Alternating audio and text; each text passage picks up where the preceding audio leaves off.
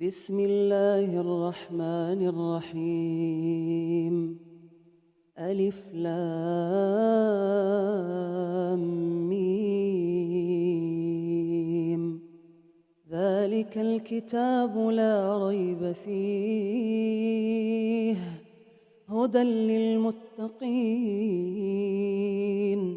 الذين يؤمنون بالغيب ويقيمون الصلاة ومما رزقناهم ينفقون والذين يؤمنون بما أنزل إليك وما أنزل من قبلك وبالآخرة هم يوقنون أولئك على هدى من ربهم وأولئك هم المفلحون. إن الذين كفروا سواء عليهم أأنذرتهم أم لم تنذرهم لا يؤمنون. ختم الله على قلوبهم وعلى سمعهم وعلى أبصارهم غشاوة ولهم عذاب عظيم. ومن الناس من يقول آمنا بالله وباليوم الآخر وما هم بمؤمنين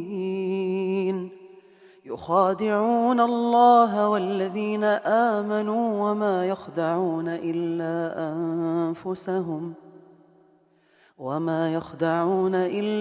أنفسهم وما يشعرون. في قلوبهم مرض فزادهم الله مرضا ولهم عذاب أليم بما كانوا يكذبون.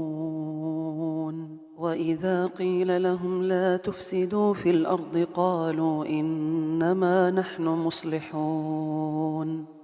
ألا إنهم هم المفسدون ولكن لا يشعرون. وإذا قيل لهم آمنوا كما آمن الناس قالوا أنؤمن كما آمن السفهاء. ألا إنهم هم السفهاء ولكن لا يعلمون. وإذا لقوا الذين آمنوا قالوا آمنا وإذا خلوا إلى شياطينهم قالوا إنا معكم إنما نحن مستهزئون. الله يستهزئ بهم ويمدهم في طغيانهم يعمهون. أولئك الذين اشتروا الضلالة بالهدى فما ربحت